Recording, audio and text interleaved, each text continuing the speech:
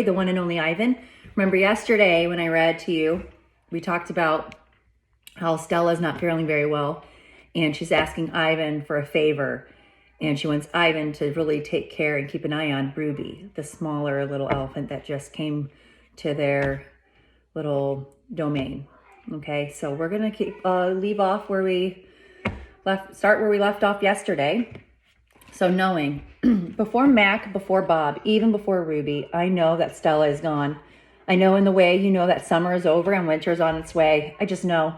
Stella once teased me that elephants are superior because they feel more joy and more grief than apes. Your gorilla hearts are made of ice, Ivan, she said, her eyes glittering. Ours are made of fire. Right now, I would give all the yogurt raisins in all the world for a heart made of ice. 5 men. Bob heard from a rat, a reliable sort, that they tossed Stella's body into a garbage truck. It took 5 men and a forklift. Comfort. All day I try to comfort Ruby, but what can I say? That Stella had a good and happy life, that she lived as she was meant to live, that she died with those who loved her most nearby. At least the last is true. Crying.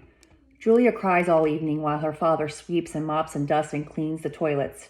When George sees Mac, he runs to him. I can only hear a few of his words. Vet should have wrong. Mac shrugs. His shoulders droop. He leaves without a word. When George wipes the fingerprints off my glass, his cheeks are wet. He doesn't meet my eyes. The one and only Ivan. When all the humans have left, I send Bob to check on Ruby. How is she? I ask when he returns. She was shivering, Bob says. I tried to cover her with hay and I told her not to worry because you were going to save her. I glare at him. You told her that? You promised Stella, Bob lowers his head. I wanted to make the kid feel better. I shouldn't have made that promise, Bob. I pointed to Stella's domain, and for a moment, it seems like I've forgotten how to breathe. I wanted to make Stella happy, I guess, but I can't save Ruby. I can't even save myself. I flop back onto my back. The cement is always cold, but tonight it hurts. Bob leaps onto my belly. You are the one and only Ivan, he says. Mighty Silverback. He licks my chin, and he's not even checking for leftovers. Say it, Bob commands. I look away. Say it, Ivan. I don't answer, so Bob licks my nose until I can't stand it any longer. I'm the one and only Ivan, I mutter. And don't you ever forget it, he says.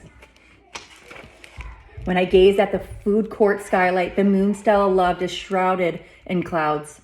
Once upon a time. All night, Ruby moans and sniffles. I pace my domain. I don't want to fall asleep in case she needs something. Ivan, Bob says gently, get some sleep, please, for your sake and for mine. Bob can't sleep unless he's on my stomach. I hear a stirring. Ivan, Ruby calls. I rush to my window. Ruby, are you all right? I miss Aunt Stella, Ruby sobs, and I miss my mom and my sisters and my aunts and my cousins too.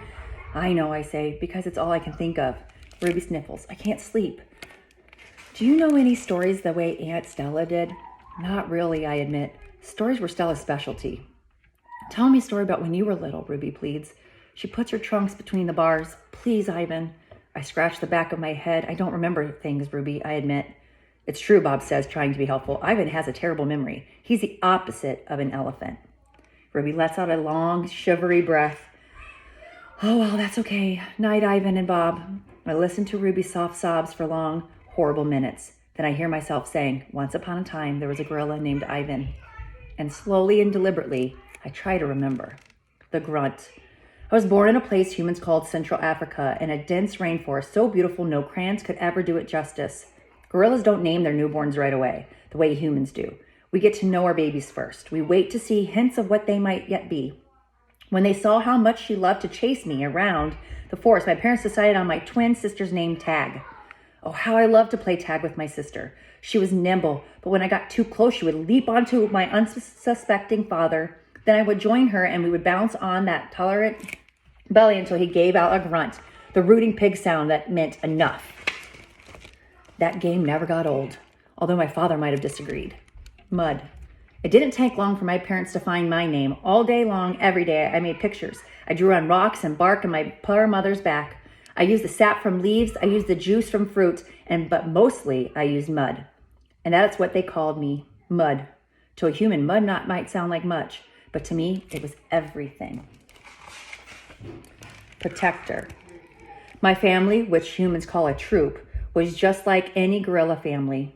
There were 10 of us. My father, the silverback, my mother and 3 other adult females, a juvenile male called a blackback, and 2 other young gorillas.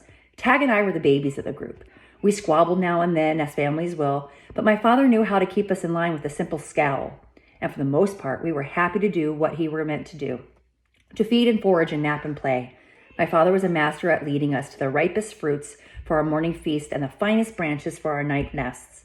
He was everything a silverback is meant to be, a guide, a teacher, a protector.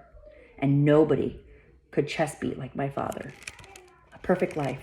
Gorilla babies and elephant babies and human babies are not so different, except that a gorilla gets to spend the day riding on its mother's back like a cowboy on a horse. It's a pretty great system from the baby's point of view. Slowly, carefully, a young gorilla begins to venture farther and farther away from the safety of his mother's arms.